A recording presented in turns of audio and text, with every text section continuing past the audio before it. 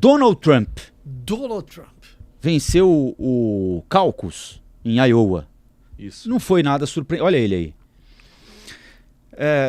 Nada surpreendente. Figura simpática. Uma figura doce. Agradável. Exatamente. Você né? convidaria este senhor para tomar café na sua casa? Você imagina o que ele provocaria na casa de qualquer um de nós, né? 50 tons de laranja. Exatamente. Agora, Urian, nada pode deter Donald Trump?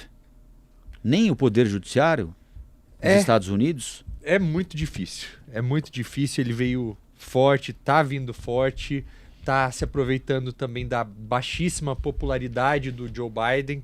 Ao mesmo tempo também não dá mais tempo dos democratas se mobilizarem para colocarem outra pessoa que seja mais viável do que o Joe Biden. Então, eu acredito que tudo caminha para esse novo cenário aí de um Trump 2.0 para esse ano, porque ele vem bem competitivo. E é incrível, porque se os democratas não conseguem encontrar um outro nome que seja, que entusiasme um pouco, né? Porque o Biden não entusiasma, né? Não. É aquele jeito dele, todo mundo conhece, aquela coisa, né, calma, sossegada, aquele senhorzinho e tal. Mas eu fico muito assustado porque esses primeiros resultados e a empolgação que existe pelos republicanos em torno do nome dele sugerem uma força muito grande, né?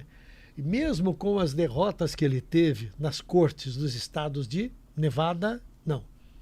Em duas cortes. Tem dois estados que querem tirar o nome dele da cédula dos republicanos. O que vai fazer com que este assunto seja levado à Suprema Corte dos Estados Unidos, né? Sim. Então, mesmo com essas notícias ruins que surgiram no mês passado, né, aí começam a vir as prévias e o Trump surge atropelando os seus rivais. Um deles já desistiu ontem, né? Um empresário desistiu Sim, ontem já. Ficou em quarto lugar.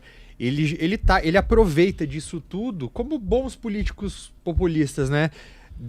Para usar como palco, para legitimar aquele discurso dele de que ele está sendo perseguido, que os globalistas, as pessoas do Deep State não querem que ele volte ao poder, porque ele vai acabar com... Agora começou a adotar aí alguns elementos quase libertários também, talvez inspirado no Milley também, dizendo que o Estado está muito inchado.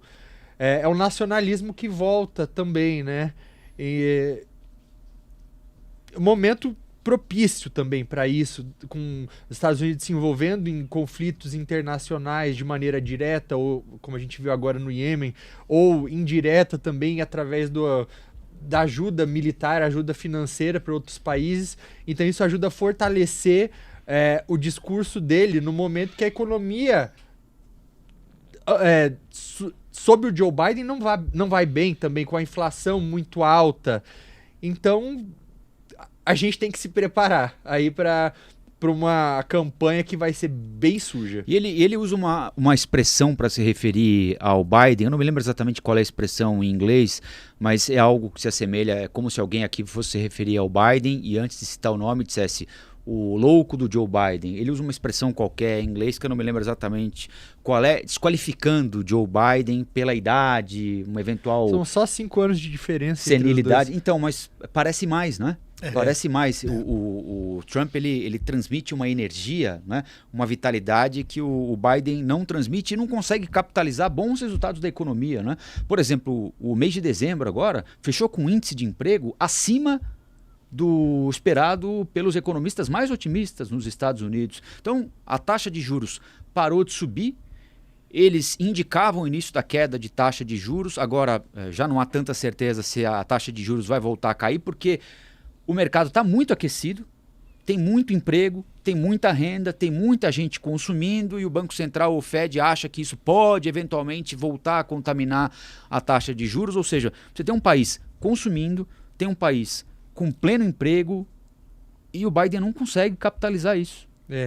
E ele deveria ter tido, na verdade, lá atrás, eu digo, há 2 anos atrás, a humildade de dar um passo para trás e tentar alavancar outra candidatura que não fosse a dele também, mas a gente vê que como é comum, né, as pessoas ficarem seduzidas pelo poder, às vezes nem pela vontade própria, mas muitas vezes por conta de quem tá no entorno, né? Aqueles bajuladores que sabem que se vier outra pessoa, eles não vão estar tão próximos do poder novamente em nenhuma outra ocasião, então tentam convencer que essas pessoas se candidatem novamente e fiquem. Eu estava lendo até em relação à idade dele, uma análise que saiu no The Economist, falando sobre até a expectativa de vida possível para o Donald Trump e para o Joe Biden, dizendo que até em relação a isso, o Biden sai um pouco na frente, porque pela idade dele, pelo histórico, não de atleta, mas o histórico... Isso costuma não dar muita sorte, hein? Ter histórico de atleta não é garantia pra nada, hein? Mas o histórico de saúde dos familiares dele, ele tem 75% de chance de conseguir cumprir o mandato. O próximo. O eventual próximo mandato. Se ele for reeleito. Você vê que a gente jamais... Eu não me lembro, me corrijam por favor, eu não me lembro a gente acompanhar algum caso que uma autoridade decide desistir da tentativa de reeleição em favor de um outro, porque aquele outro claramente tem mais possibilidade. Bom, você se lembra, Tramontina? Foi a Marta Suplicy, a gente está falando muito na Marta Suplicy aqui, não é? Uma das rusgas que provocou primeiro um desentendimento dela com a presidente Dilma Rousseff. Ela foi a primeira petista importante que falou em alto e bom som que a Dilma não deveria disputar a reeleição e cedeu o lugar para o Lula. Ela disse isso antes da eleição de 2014, porque o Lula se elegeu em 2002, ele cumpriu 2003 e 2010. Ele não poderia partir para um terceiro mandato. Vem a Dilma e a Marta vocaliza algo que uma parcela importante do PT pensava, mas não dizia, pedindo que a Dilma abrisse mão de disputar a reeleição e oferecesse o lugar para o Lula. Você imagina o que teria acontecido se a Dilma não tivesse disputado a reeleição e tivesse oferecido a vaga para o Lula? Naquele momento, provavelmente o Lula teria sido eleito. Não teria ido para a cadeia, não teria ocorrido impeachment, não existiria Michel Temer. Não existiria Bolsonaro. Provavelmente não existiria Bolsonaro. Veja como... Eles não têm humildade para fazer avaliação. Tem os puxa-sacos, os que vivem em torno, em cima das coisas do poder, que querem continuar em torno das coisas do poder. Que muitas vezes não têm acesso a autoridade para poder falar para ela, olha, não está bom, a coisa não está boa, o senhor não empolga. O Trump é um comunicador muito bom, a despeito de ter um discurso mentiroso, né? Então, por exemplo, nessa disputa, nessas primárias iniciais aqui, ele falou horrores dos 3 candidatos rivais dele.